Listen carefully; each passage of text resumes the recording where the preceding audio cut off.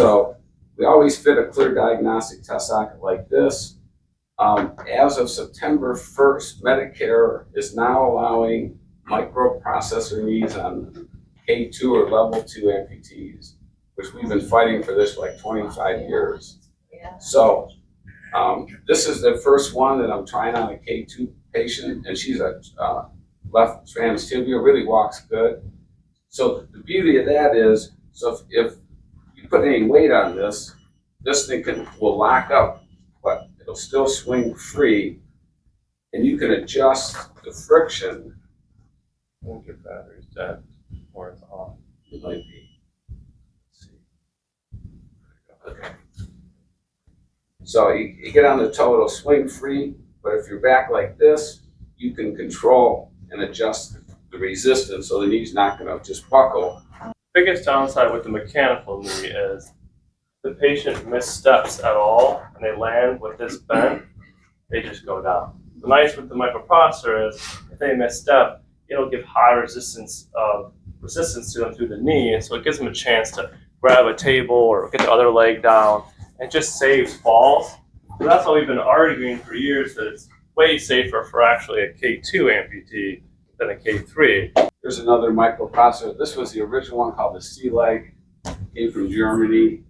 This is when it started out, been around 25 years maybe.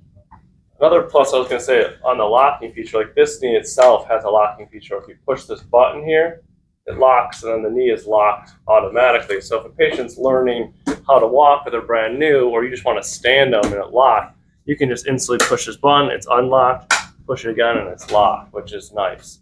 So especially for some patients, if they're walking like down a really steep slope, they'll lock it, or if they're like on ice and they're afraid they're going to fall, they'll just reach down, lock it, and they're in lock mode. Or like some of the other microprocessors knees, like the C-Leg, there's an app on their phone, they can just push and lock it. Josh's knee is a little bit different. His will just automatically lock. Like if he's standing right now, like do you want to show him, Josh, how it works? A little bit different. I don't know the exact. It's like you can select 0.8 seconds, 1.2 seconds, 1.6 seconds. So that means I'm here for 0.8 seconds. Now my leg is locked. So it gives you the extra stamina to stand, and you can shift your weight back and forth. You don't just have to lean to one side. And then the second you lift up, it unlocked, and I can start walking again. But the safety features of MPK, like I'm surprised it took this long for them to allow. I mean, for lower level amputees, they're so much safer. Any negative. The nice thing I was going to say to add with Josh's knee, how it locks, is a lot of times for different knees where it doesn't lock, the knees will just kind of drift as the patient stands there. They would drift forward. So a lot of patients have been liking this feature that's only unique to this knee, where it will just automatically lock. So kind of how we stand, we just fire our quadriceps, right, and our hamstrings just to lock our leg out for standing like this. That's kind of what the knee is intuitively doing, versus the other knees would just drift and the patient's always pulling back their hip, keeping that in an extension or putting their weight on the other side. The microprocessor reading like the position of the knee like 500 times a second. So it can really save a lot of people from going down. So hopefully, we'll be able to do more of these in the future, but we're just getting going. How long does the holder charge? Usually like 2 to 3 days, but they usually charge it every night. This one here actually has a little button, you can turn it off, and then you just charge it here. But yeah, usually they last pretty good. And then you're probably familiar with these, the thin suspension. Now, this is by far the easiest. All you have to do, you put a sock over, it just clicks right in. The only other way you can do it, you can also have this where it's suction with the release valve down here. Then you have to have an outer sleeve plus this. So then when you flex your knee, you got 2 layers of this binding up behind. And if they get a hole in the outer sleeve, then they get all this piston action because they're not getting any vacuum. So there's passive vacuum where it just has an air release valve, or down in the foot you can get one that has a vacuum pump, and you run like a tube up to it and it forms a vacuum inside the socket. So you'll be able to see the outer sleeve will suck right in over the brim. It works good, but it's very problematic. Sometimes people are losing air, and if you don't have total contact, and it's sucking the vacuum. It can pull like a big sucker right on the end of the residual limb if you don't have total contact. And it can really, be like this big, all these big water blisters. So if somebody's real compliant and they're careful, it works good, it really locks on. But this is probably what we use 80% of the time. It's just so simple. People can be watching TV, they just take it off, they just step in. As soon as they hear it click, they know it's in. And a lot of times, if you go to put it on, you hear, right? It's too loose. So you really want to have it where they just get it. That's why we have real long pins. We even have 3-inch ones. You want to just get it engaged, and if you just hear it go click, click, click right to the bottom, they're going to probably bottom out. So then you add a socket. You kind of want to have it where you're kind of forcing it like this. Like if I had a brand new transceiver come in and we'd have a clear diagnostic test socket like this, I would maybe get it on just with this liner. He'd walk 2 or 3 times up and down the parallel bars, take it off. I could put a 3-ply socket on that quick. That's how fast it changes. So we'll get people come in and they'll say, oh, I left. Say, have you changed any socks? And we give them written stuff on this. I was wearing a 3-ply when I left. I said, yeah, but that was a month ago. The guy's bottoming out, and the tibia is breaking open because there's just no contact. So that's why I have to keep adding socks. Some people start with a 1-ply, go to 3-ply, go to 5-ply, just depends. But that's the first line of defense is adjusting it with socks. And then if they're on dialysis, it's Yeah, we even cast every them other day. Yeah. in between. We'll try and pick a day in between where like they're medium, cast. And that's why we keep doing the test sockets. So like this lady, this is already the 3rd diagnostic test socket on her, just because it's just hard to fit. Because below the knee, you got 2 bones, right? The tibia and the fibula. It's more of a triangular shape. You don't have to worry about rotation. When you get in here, you got to worry about rotation. We usually want the tuberosity down inside the socket. We don't want it up out of it. How do you recommend they clean the liners? You usually turn it inside out. Some people put it right in the sink, wash it, dry it off, or spray it with rubbing alcohol. Because mainly this side you want to keep clean. Otherwise, this is always wet. So usually they have a stand, or they'll wash this one, let it sit overnight, wear the other one. We'll get people that come in, they only wear one. And I'm like, maybe 2, you're supposed to be alternating. Yeah, you want them to alternate one so they break in the same, right? Especially if they're transtibial, because where it bends behind their knee, and the fabric stretches and kind of gets similar. Where if they wear one for 6 months and they switch to the other one, they feel like their fit is off because it's so much tighter versus breaking them in day after day.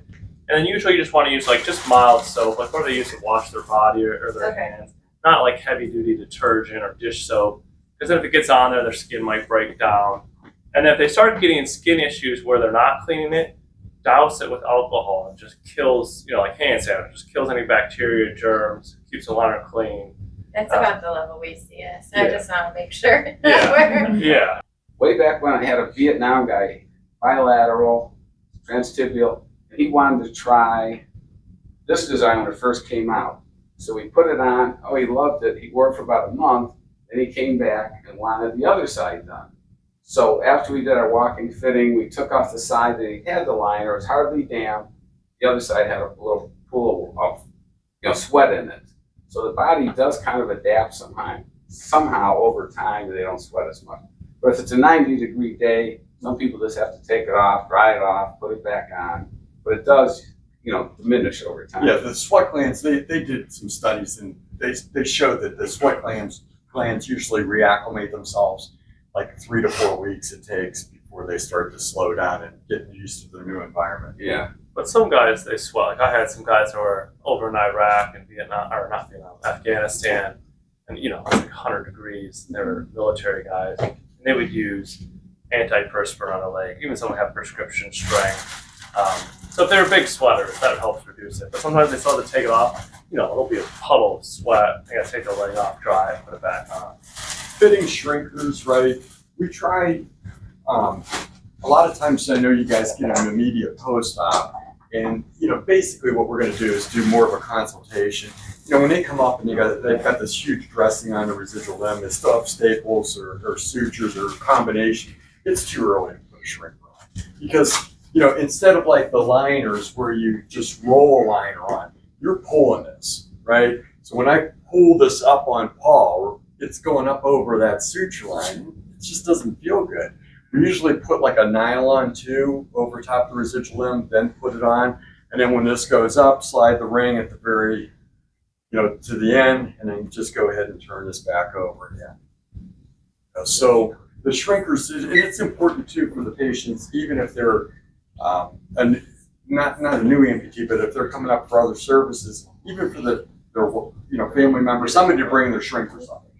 Nothing matter with an ace bandage, because you can wrap it and you're not pulling on the suture lines. A lot of these doctors won't even let us put sprinklers on because they're so afraid it's going to get pulled open. Once you get that opening, then now they say, oh, let it fill in. It takes months. Or people fall on the end. Yeah, then they're in a wound vac or other issues. Yeah. Most of these patients are diabetic, have vascular issues, right?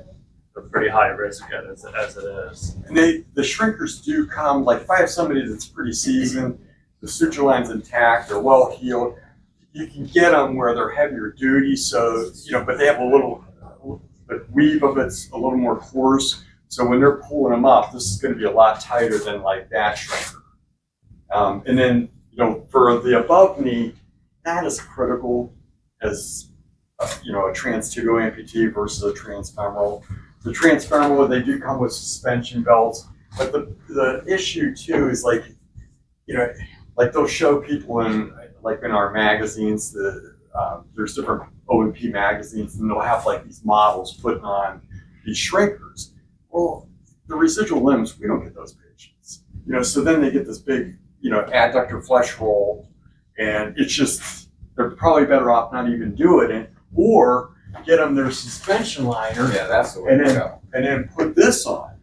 It'll stay in place. It'll stay in place. They make shrinkers too, where they almost look like a stocking cap. Imagine like half of this, and they put a silicone bead around it. Those are nice too, but this won't roll down.